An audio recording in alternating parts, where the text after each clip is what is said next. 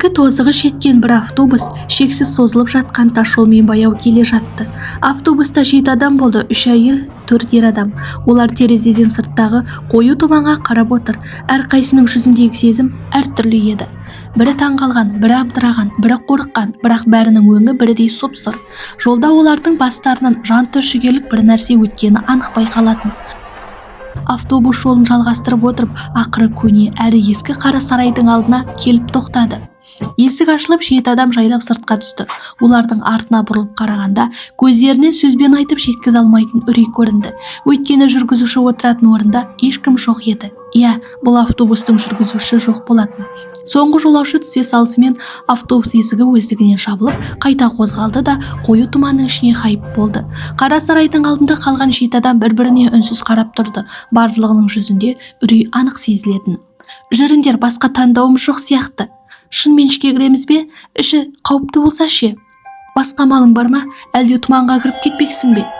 Осыны айтқан соң терең тыныс алдым. Сырттай сабырлы көрінуге тырысқанымен жүрегім кеудемнен шығардай дүрсілдеп тұрды.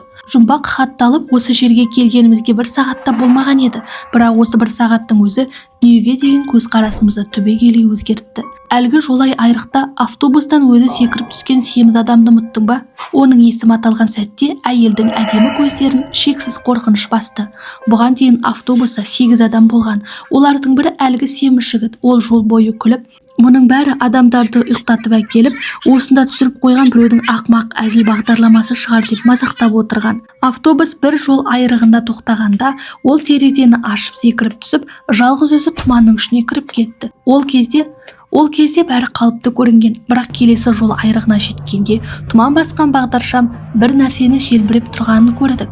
Автобус жақындай бергенде ғана анық көрдік.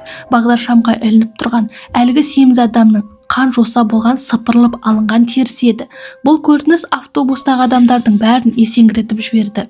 Мен семіз жігіт туралы айтқаннан кейін бәрінің өңі бұзылды. Егер ешкім тұманға баруға батылы жетпесе, онда бізге осы қара сарайға кіруде басқа амал жоқ. Мен бастап сарайдың есігіне қарай жүрдім. Есікті бірнеше рет қаққан соң іштен аяқ дыбысы естілді. Артымдағы адамдар қорыққаннан бірнеше қадам шегінді. Сол сәтте есік ашылды. Бірақ бәрі күткендей қорқынышты көрініс болған жоқ. Есікті шамамен 15-16 жастағы бір бозбала ашты. Келдіңдер ме, кіріңдер. Мен ештеңе деместен оның соңынан ішке кіріп кеттім. Ал артымдағы адамдар бір-біріне қарап, кіру-кірмеуді білмей тұрды. Сол кезде үйдің ішінен әлгі жігіт тағы да сөйледі. Тезірек кіргендерің дұрыс, сырттағы тұман өте қауіпті. Тұман туралы естіген жұрт селк етіп асығыс ішке кірді. Сарайдың ішінде от салынған темір легінің жанында 2 адам үнсіз жылынып отыр екен. Екеуі жалынға телміріп қалған, ешқайсысы тіл қатпады. Үй ішіндегі үнсіздік бара-бара тұншықтыратын деңгейге жетті. Кешіріңіздер, бұл жер қай жер? Біз мұнда не үшін келдік? Сырттағы тұман мен жүргізушісіз автобус деген не? Бірақ сұрағыма жауап берген ешкім болмады. Үшеуі де үнсіз отқа қарап отырды. Сонда артымдағы сақалды ер адам шыдамай: "Сендерге сұрақ қойып тұрмыз ғой, мылқаусыңдар ма?" Дауысы үйдің ішін жаңғырып жіберді. Ақыры үшеудің арасынан костюм киген ер адам сөйледі: "Сендердің сұрақтарың көп екенін білемін. Егер бірінші қан қақпасынан аман қайтып келсеңдер, барлық жауапты беремін." Мұны естігенде бәрінің көңілін жаман бір сезім биледі. Қан қақпасы деген не? 3-ші қабатта. Уақыттарың аз қалды. Қақпаның ашылуына 5 минуттай ғана бар. Қақпа ашылғанда сендер оның ар жағындағы қорқынышты әлемге кіріп, тапсырманы орындауларың керек. Тапсырманы орындасаңдар, автобус келіп қайта алып кетеді. Ал орындай алмасақ ше? Өлесіңдер. Бармасақ болмай ма? Болады, бірақ онда өмір бойы ұйықтамауға тырысыңдар. Неге? Өйткені қан қақпасына кірмесеңдер, оның ар жағындағы әлдебір нәрселер өздері сендерді іздеп келеді. Қайда қашсаңдар да табады. Содан кейін костюм киген адам сөзін аяқтамады. Бірақ бәрі оның соңының қандай болатынын түсінді. Мен 3-ші қабатқа көз тастап, ішке кірмей тұрып, бізге айтатын кеңестерің бар ма? Бар. Қан қақпасының ар жағында әр оқиға өте қауіпті. Бірақ олардың әрқайсында аман қалудың кем дегенде бір жолы болады. Сол жолды таба алсаңдар, тапсырманы орындап тірі шығу соншалық қиын емес.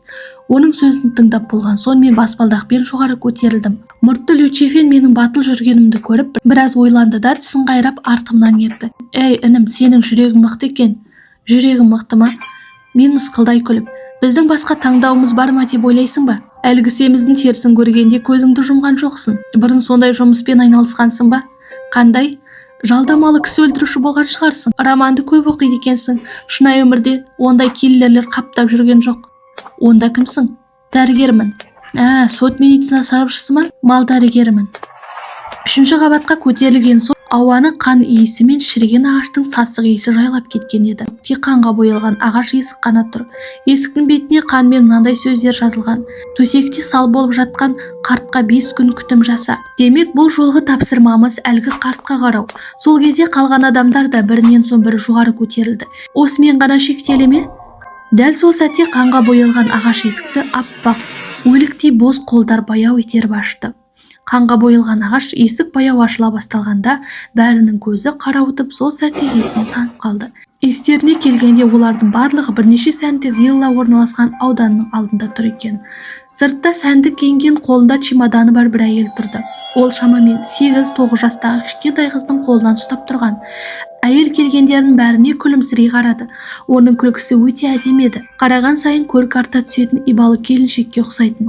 Бірақ неге екені белгісіз, оның күлкісіне қараған сайын арқамнан суық леп өткендей сездім. Бұл күлкі қонақтарды қарсы алғаннан гөрі әлде бір нәрсені күткендей әсер қалдыратын. Сол кезде әйел сөз бастады. Бәріңіз жиналдыңыздар ма? Кешірім өтінемін, анама қарау үшін бәріңізді арнайы шақырдым. Күйеуім жұмыс бабымен кетіп қалды, ал мен қызымды теңіз жағасына туған күнін тойлауға апарамын.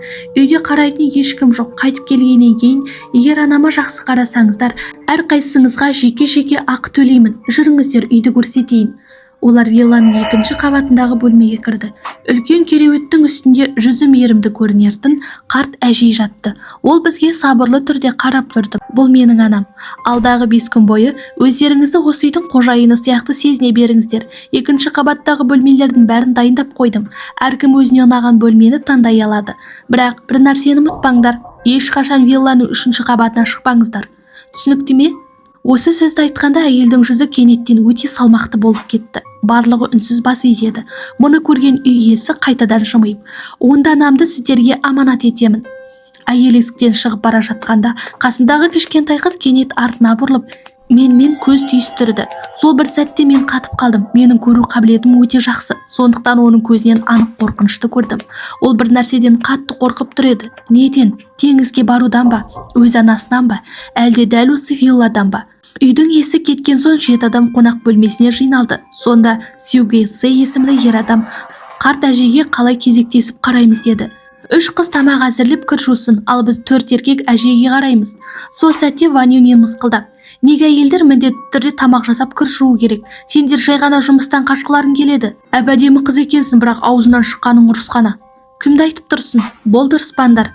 Мен сенімен ауысамын, сен әжеге қара. Мен қалған 2 қызға қарадым. Сендер де ауысқыларың келе ме? Кешіріңіз, мен тамақ пісіре алмаймын. Неткен түкке тұрғысыз адамсыңдар. Аузыңа ие бол. Әйел болғаның үшін ғана үндемей тұрмын. Еркек болғанда әлдеқашан ұрып жіберетін едім. Екеуі тағы ұрса баста бергенде мен Лючифенді ертіп ас үйге алып кеттім. Ас үйге кірген сонда ол ашуын баса алмай, осындай сөзге қалай шыдап тұрсын деді. Сеніңше қартқа қарау оңай жұмыс па?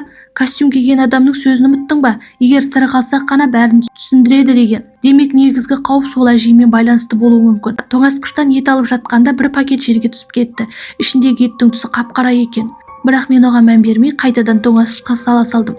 Лючифен өте жақсы аспаз болып шықты. Көп ұзамай дәмді ас әзірледі. Тамақ үстінде бәрі үнсіз отырды. Кенет 2-ші қабаттан жан түршігерлік айқай естілді. Барлығы жоғары қарай жүгірді. Ванюнен қорыққан күйде әжені нұсқап тұр екен. Ол жаңа ғана сөйлеп кетті. Ол комада жатқан адам емес пе? Сөйлесе несі таңғаларлық? Қорқатындай не болды? Жарайды, болғаны болды, бәрін жинастырайық. Төменге түскен соң мен сұрадым: саған не болды? Мен оған шошқа етінің жілігін бердім. Ол түкіріп тастады. Сосын маған тесіле қарап: еттің дәмі жоқ. Дәл сол сәтте найзағай шарқ етті. Артынша күн күркіреп қоя берді. Терезеге жақындадым. Жаңбыр жауып жатыр екен. Нөсермен қатты жел басталды. Сол сәтте мен жұмбақ хаттағы сөздерді есіме алдым. Олардың бәрі бірінен соң бірі шындыққа айналып келе жатқан еді. Басқалардан айырмашылығым, мінердің алдында маған жұмбақ хат келген, бірақ мен бұл туралы ешкімге айтпадым. Бөлмелерге барып демалайық. 7 бөлме бар. Әркімге бір бөлмеден. Жалғыз жатамын ба? Мен қорқамын. Қыздар бір бөлмеге бірге жатсын. Онда мен ініммен бірге жатамын. Ақырында бір бөлмеге бірге орналастық. Қыздар дәліздегі ең түкпірдегі бөлмеге кірді. Қалған екі ер адам көрші бөлмелерге орналасты. Неге үнемі менің қасымнан шықпайсың деп сұрадым. Ол біраз ойланып, қазір айта алмаймын. Осы қан қақпасынан тірі шықсақ, сонда бәрін айтамын. Саған әлгі әже күмәнді болып көрінбей ме? Әже ғана емес, бұл отбасы да, мына виллада күмәнді. Үй иесі бұл жерде тек өз отбасы ғана тұрады деді. Бірақ басқа вилланың көбіне жуырда адамдар тұрғанының іздері бар. Демек бұнда бір сұмдық болған. Сол кезде бөлмеге біртүрлі иіс тарады. Басымды көтерсем, төбеден сарғыш қоңыр сұйықтық тамшылап тұр екен. Бұл не? Білмеймін, бірақ жақсы нәрсе емес екені анық. Сосын мен оған ескерттім. Бүгін түнде ұйықтама, жарықты жақпа. Түн ортасында дәлізден темір қасық пен шанышқының бір-біріне үйкелгендей жағымсыз дауыс естілді. Інім, ояусың ба? Дыбыс шығарма. Есіктің астына қара көлеңкесі сырғып өтті. Ол есік алдына біраз тұрып, кейін дәліздің түбіне қарай кетіп қалды. Сыртта не болды? Адам емес. Жүргенде мүлде дыбыс шығармайды. Кенет төбеден бір тамшы сұйықтық тамды. Лючефен жарықты жақпақ болды. Мен бірден тоқтаттым. Жақпа. Жел соғып тұрған жерде жарық жағуға болмайды. Егер жарық жанып тұрса, міндетті түрде ол жерден алыста. Сонда ғана ол менің неге терезенің жанына өткен сайын оны мықтап жауып жүретімді түсінді. Келесі күні таңертең Лючефен еденде бірдеңені көріп, мынау не, иісі сұмдық екен. Бұл қан емес, бұл жануардың терісі сияқты. Дәл осы кезде сырттан жан түршігерлік айқай дауысы шықты.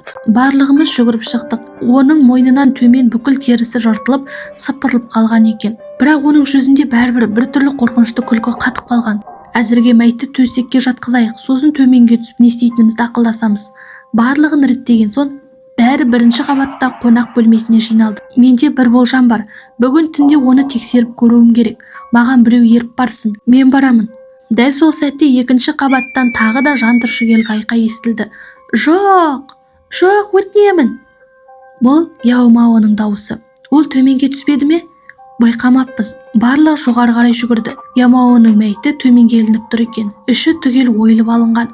Тек қан жуса болған бос қуыс қана қалған. Қайырылып кеткен. Бетінде әлгі қорқынышты күлкі қатып қалған. Оның өлімі Ван Юниннің өлімінен бірдей еді. Демек екеуін де бір ғана құбыжық өлтірген. Сол кезде Бейдао кенет төсекті нұсқап айқайлады. Ван Юниннің мәйіті жоқ. Тіпті қанда қалмапты. Төменге түсейік. Мәйтке тиіспеңдер. Оның өзі алып кетеді. Ол кім? Кісі өлтірген нәрсе. Түннің екінші жартысында бәрі қайтадан қонақ бөлмесіне жиналды. Өлімнің салқыны үйді тұтас басып қалғандай еді. Лючефен шыдай алмай, мен барып тамақ істейін. Бұдан былай ешкім жалғыз жүрмесін. Ас үйде басқа ешкім болмаған соң Лючефен, інім, бүгін түнде 3-ші қабатқа бармақсың ғой. Мен тоңазытқыштан ет алып жатқан қолымды тоқтатып, артыма бұрылып күлдім. Сыртың дөрекі болғанмен іште өте байғампаз екенсің. 3-ші қабаттағы әлгі мақұлық күндіз тығылады, ал түнде аңға шығады. 2-ші қабаттағы әжей жай ғана жем. Сондықтан бүгін бәрін тексереміз. Түн ортасында тағы да шанышқы мен пышақты үйкелген дыбыс шықты. 3-ші қабаттағы мақұлық төмен түсті. Күте тұр, біраздан соң жоғары көтерілеміз. Біраз уақыт өткен соң дыбыс 1-ші қабатқа жетті. Қазір 3-ші қабатқа. Екеуміз аяқтың ұшымен көтерілдік. Жоғары шыққан сәтте шіріген еттің сасық иісі бетімізге ұрды. Бұл бөлмедегі төбеден аққан сұйықтықтың иісімен бірдей еді. Бірінші бөлмені аштық. Ішін көргенде екеуміз де қатып қалдық. Бөлменің іші мәйітке толы екен. Кейбірі жаңа өлген, кейбірі сүйекке айналып кеткен. Барлығының ішкі мүшелері жоқ. Денелерінде пышақ пен шанышқының іздері қалған. Ван Юнин мен Яоманың мәйіттері де сонда жатыр. Бұлар осы вилла ауданында бұрын тұрған адамдар, сондай-ақ бізден бұрын келген күтушілер еді. Келесі бөлмені аштық. Бұл бөлме тап-таза болатын. Ішінде 14-15 жасар қыздың қаңқасы жатты. Ол ойыншық қонжығын құшақтап алған. Қонжықтың қара көздері бізге үнсіз қарап тұрғандай көрінді. Мен қаңқаның жанындағы күнделікті алып, ай сәулесімен оқи бастадым. Күнделікте былай жазылыпты. Әжесі қайтыс болған соң ата-анасы қызды күтуші Ван әжеге қалдырып кеткен. Біз қайтып келдік десе де есікті ешқашан ашпа деп қатаң ескерткен. Бірақ қыз ата-анасын қатты сағынғандықтан бәрібір есікті ашқан, алайда келген адам анасы емес екен. Ақыры қыз кітапханада қамалып аштан өлген. Демек 2-ші қабаттағы әжей сол Ван әжей. Оның еттің дәмі жоқ дегені шын мәнінде адам әлі кетпепті деген белгі екен. Ал мына қан қызыл тасы 3-ші қабаттағы мақұлықтан қорғай алады. Жоспар құрдық. Сен ас үйге барып уақытты ұт. Мен әжені осында алып келемін. Бірақ тоңазытқыштағы шиек етті алма. Ол ет адам еті болуы мүмкін. Әжейдің оның жемейтін себебі де сол. мақұлық төмен түскенде бәріміз осы қауіпсіз бөлмеге жиналамыз. Мен әжені арқалап 3-ші қабатқа көтердім. Кітапханаға аз ғана қалғанда кенет артымнан мұздай қол мойнымнан қылқындыра қысты. Құлағыма өшпенді дауыс сыбырлады. Дәл сол сәтте Лючифен жүгіріп келіп, қан қызыл таспен әлгі мақұлықты ұрып жіберді. Ол шыңғырып қолынан түтін шығара бастады. Інім, қаш! Екеуміз кітапханаға қарай тұра жүгірдік. Ішке кірген соң Лючифен: әзірге қауіпсізбіз, бірақ төмендегілер ше? Амал жоқ. Ол есік алдында күзетіп тұр. Сен мұның бәрін қайдан білесің? Мен үндеместен жұмбақ хат пен суретті оған ұсындым. Ол суретке қарағанда ол өзінің бейнесін тұрғанын көрді. Астында сенуге болатын дос деп жазылыпты. 4-ші күннің таңында 2-ші қабаттан жылаған дауыс шықты. Бейдауа да өлген екен. Оның мәйіті де басқалардікіндей ішкі мүшелері түгел алынған. Екеуміз өзімізбен ала келген азықпен ғана күнелттік. Әже анда-санда есін жиғанымен басқа ештеңе айтпады. Төмендегі Суигуицеде ақыры әйел елестің қолынан қаза тапты. Яюпиннің жүйесі сыр беріп, айқайлап жүгіріп сыртқа шықты да тұманға сіңіп жоғалып кетті. 5-ші күннің түнінде сырттан автобус сигналы естілді. Бұл біз алып келген автобус болатын. Фарасының сары жарығы қою тұманды жарып өтті. Бірақ әйел елес әлі де кітапхана есігінің алдында тұрды. Қолындағы шанышқы мен пышақты қабырғаға үйкеп, қорқынышты дыбыс шығарып тұр. Қан иісі бұрынғыдан да күшейді. Не істейміз? Автобус кетсе біз де өлеміз. Бірақ әлгі әйел есікті күзетіп тұр. Сол кезде үнсіз жатқан әже сөйледі. Балаларым, мені сыртқа шығарыңдар. Ол тамақ жеп жатқанда басқа ештеңе істей алмайды. Сол кезде қашыңдар. Енді ешқашан бұл жерге оралмаңдар. Лючифен шошып: інім, әжейді шынымен сыртқа шығарамыз ба? Шығарамыз. Шығармасақ үшеуміз де өлеміз. Әже де жымиып: дұрыс айтып тұр, сендерді кінәламаймын. Мен үшін өмірдің өзі азапқа айналған. Мені босатыңдар. Екеуміз әжені есіктің сыртына шығардық. Әлгі мақұлық оны көрген бойда тап беріп жеп қоя бастады. Сол сәтті пайдаланып екеуміз төмен қарай жүгірдік. 1-ші қабатқа жеткенімізде 3-ші қабаттан әйел елестің қаһарлы айқайы естілді. Екеуміз вилладан атып шықтық. Жылдам, артымызда қуып келеді. Лючифен автобусқа 1-ші болып мініп, тез мұнда деп айқайлады. Елес менің аяғымнан ұстайын деп қалған сәтте мен автобусқа секіріп міндім. Мінген бойда есік тарс жабылды. Автобус бірден қозғалып кетті. Әлгі мақұлық артта тұрып, жанталаса ақырып қалды. Ол тұманның арасында қатып тұрып, автобус терезесі арқылы бізге өшпенділікке толы көз қараспен қадала қарап тұрды.